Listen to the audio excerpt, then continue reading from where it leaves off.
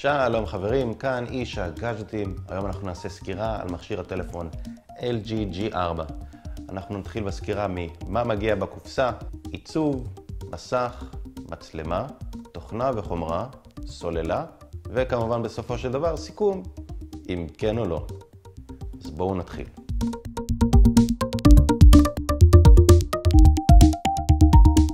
אז מה אנחנו מקבלים בקופסה? אנחנו מקבלים את המכשיר עצמו, מטען, כבל טעינה, אוזניות, שתי סוללות, ובנוסף מטען חיצוני לסוללה לטעינה מבחוץ. כל מה שציינתי עד עכשיו רלוונטי אך ורק למי שקונה את המכשיר מיבואן רשמי. מי שקונה את המכשיר מיבוא מקביל לא יקבל שתי סוללות אלא רק סוללה אחת, וכמובן שהוא גם לא יקבל את המטען החיצוני לסוללה שמגיע במה שציינתי קודם.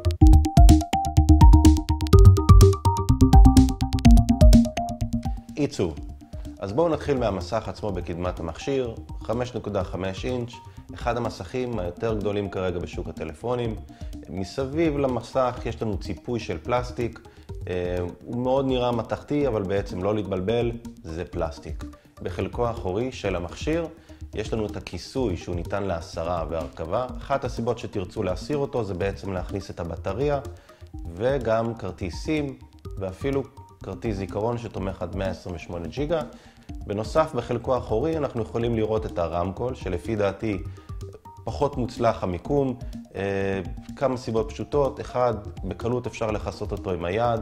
שתיים, כשאני רוצה לראות סרטונים ביוטיוב, הרמקול לא מופנה אליי, הוא מופנה לאחורה. הוא עדיין מאוד עוצמתי, אבל נשמע פחות צלול.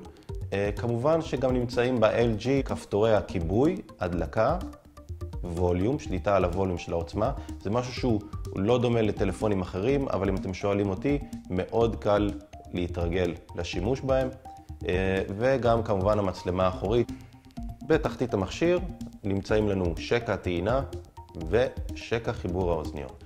המכשיר עצמו הוא גם מקומר, לא להתבלבל, הוא לא גמיש, בדומה ל-G-Flex 2, ששם מכשיר גם מקומר וגם גמיש. מה זה אומר? אם הייתם מניחים את המכשיר עם הפנים כלפי השולחן ולוחצים על ה-G-Flex 2 מלמעלה, המכשיר היה כמעט משתטח.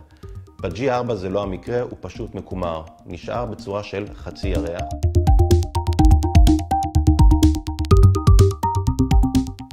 מסך. המסך עצמו הוא 5.5 אינץ', בין המסכים הגדולים כרגע יותר בשוק.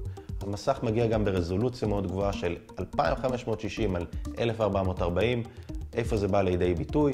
בסרטים באיכות גבוהה של יוטיוב או צילומים של מצלמה גם כן ברזולוציות גבוהות, תוכלו ליהנות מהם יותר. הצבעים עצמם של המכשיר הם גם כן מאוד אמיתיים, מאוד חמים, מה שעוד מוסיף לחוויה הנעימה של שימוש המכשיר. בהירות מסך השתפרה מהדגם הקודם. איפה זה בא לידי ביטוי? שימוש יומיומי בחוץ, כשהשמש בזווית ישירה מעל המכשיר, ניתן לראות את הדברים בצורה קצת יותר ברורה. אמנם זה לא הבהירות מסך הכי טובה בשוק, סמסונג בגלקסי S6 עשו עבודה יותר טובה.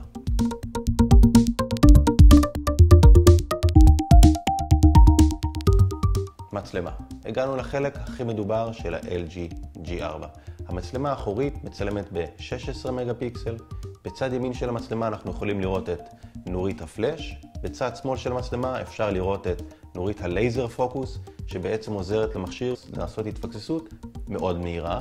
בנוסף לזה, יש לנו גם את נושא הפעלה מהירה, מה שזה אומר, לחיצה כפולה על כפתור הווליום התחתון, והמכשיר נכנס מיד למוד של צילום. איך שזה קורה, המכשיר גם לוקח תמונה. עם הכניסה לאפליקציית הצילום, מיד נפתח לנו חלון המשתמש הקל או חלון האוטומטי. שם יש לנו כפתור אחד בממשק לצילום סטילס ב-4K או אפילו וידאו ב-4K, וחשוב גם לציין שההתפקססות של המכשיר היא מאוד מהירה, וזה תודות למה שציינתי קודם של חיישן הלייזר פוקוס. מי שאינו מסופק מהמצב האוטומטי ורוצה קצת יותר שליטה על המצלמה, קיימת לו את האופציה של מצב מתקדם, שפה LG אומרת שזה ניתן להחליף ממש מצלמה של DSLR. במצב המתקדם יש לנו קצת יותר שליטה על המצלמה עצמה, וזה אומר מהירות צמצם, פוקוס ידני, פורמט אפילו רו, מה שנקרא לצלמים מקצועיים שאוהבים לצלם באמת במצלמות DSLR, ואז יש יותר אופציות לעריכה. בקיצור, במצב מתקדם נפתח לנו עולם חדש של שליטה מלאה על המצלמה. התמונות עצמם באיכות מאוד מאוד גבוהה. איפה זה בא לידי ביטוי? כשאני בדרך כלל מצלם בטלפון, אני רגיל להתרשם נורא בקלות על המסך של המכשיר, אבל לפעמים כשאני מעביר את התמונה למסך מחשב שהוא יותר גדול, לפעמים אין את אותו אפקט. במקרה הספציפי הזה של ה-G4, התמונות עדיין נשארות מהממות, גם אחרי שהעברתי אותם למסך יותר גדול של מחשב. בנוסף, יש גם את הצילום הלילי, שהוא בין היותר טובים שיצא לי להתנסות כרגע מכל מכשיר או ספינת דגל שהיו לי בעבר. נושא של הוידאו הוא גם באיכות ממש גבוהה, צבעים מאוד אמיתיים, מאוד חמים, פוקוס שמתפקסס מאוד מהר, סך הכל חוויית משתמש מאוד טובה. LG הבטיחה וגם סיפקה מצלמה טובה, כל הכבוד LG. ולחובבי הסלפי שביניכם, הצילום העצמי הוא גם כן צילום מאוד מרשים, יש פה 8 מגה פיקסל מצלמה קדמית, חיישן ממש טוב, עושה צילומי סלפי יפהפיים.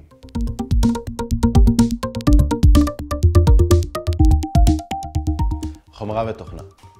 ה-G4 מגיע עם אנדרואיד לוליפופ 5.1, מעבד קוואלקום סנאפדרגון 808 של 6 ליבות, מגיע עם אחסון מידע בסיסי של 32 ג'יגה שניתן להרחבה עד ל-128 ג'יגה עם כרטיס SD card. בנוסף יש לנו 3 ג'יגה רם על המכשיר. סיכום של כל מלמולי הפה שאמרתי עד עכשיו, אנחנו מקבלים מכשיר שבעבודה השוטפת רץ מאוד מהר. בהשוואה לגלקסי S6, הגלקסי S6 עובד בצורה יותר מהירה, ועדיין ה-G4 עובד בצורה מאוד מספקת. הממשק של ה-G4 מאוד דומה לממשק של ה-G3 שהיה לפניו. ולמי שלא מכיר, עדיין יש לנו שם אופציות כמו שינוי גודל המקלדת, אפשר להגדיל או להקטין את המקלדת לפי הצורך. יש לנו גם את אלמנט המסך המפוצל שהוא מאוד שימושי, עם גודל המסך של ה-G4 של ה-5.5 אינץ'.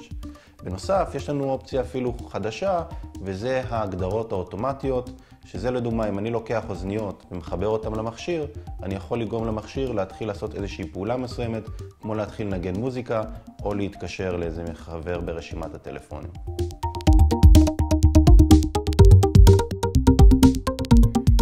סוללה. הסוללה ב-G4 מגיעה קיבולת של 3000 מילי אמפר, בפועל מה זה אומר? חיי סוללה ממש טובים, לא הייתה לי שום בעיה לשרוד את רוב היום, אפילו עם שימוש בין בינוני לכבד שכלל סרטונים של יוטיוב, הרבה שיחות טלפון, וואטסאפ, פייסבוק, גלישה באינטרנט, וגם כשחזרתי הביתה בערב עדיין נותר לי זמן שימוש אפילו שיגלוש גם ליום למחרת. מעבר לכך, הזמן המתנה הוא גם כן מעולה. אם הייתי מוציא את המכשיר מהתנה בלילה כשהוא ב-100% וקם בבוקר, היה לי ירידה כולה של 2%. זאת אומרת, הייתי מתחיל את היום למחרת עם 98%, מה שמעיד על מצב שינה ממש טוב. ביחד עם זאת, אם אתם כן נתקלים באיזשהו מצב שבאמצע היום נגמרת לכם הסוללה, האופציה הטובה ביותר שקיימת ב-G4 זה להוריד את המכסה האחורי ובמיידי להוציא בטריה נוספת מהכיס, להחליף, ויש לכם כבר 100% תוך פרוצדורה של דקה.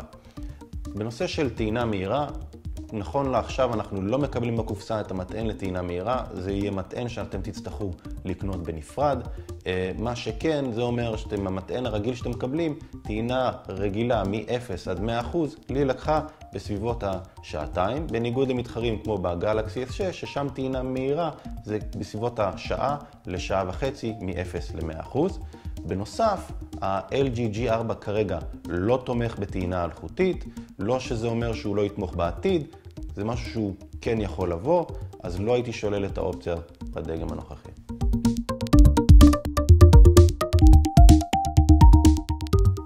לסיכום, האם הייתי ממליץ על המכשיר? התשובה היא כן. סך הכל אנחנו מקבלים חומרה וחוויית משתמש מאוד גבוהים. מבחינה חיובית אפשר לומר, המצלמה הכי טובה כרגע בשוק, חיי סוללה ממש טובים, מסך לא רע. אם הייתי צריך להגיד איזה משהו שלילי, אולי זה יהיה בא יותר לנושא של העיצוב עצמו, מרגיש קצת פחות יוקרתי, קצת פחות נוח ביד, לא כמו בדגם הקודם. מצד שני נגד זה, כן עדיין יש לנו את הזן שנכחד של הסרת החלק האחורי, היכולת להחליף את הבטריה בעצמנו ואפילו לשדרג גם את הזיכרון. נוסיף לזה את אלמנט המחיר שהוא יחסית לא גבוה לספינות דגל האחרים, אנחנו מקבלים מכשיר פנטסטי, מכשיר יחסית זול, LG, כל הכבוד. אז, אם אהבתם את הסרטון, תעשו לייק. אם לא אהבתם, תעשו דיסלייק. אם בא לכם לשמוע על עוד סרטונים מאיתנו בהמשך, תרגישו חופשי להקליק פה על הסאבסקרייב בטן. אם יש לכם איזשהם שאלות או תלונות אפילו, או בקשות לסקירה עתידית, תרגישו חופשי לרשום ואנחנו נשמח להקשיב. אז ביי בינתיים.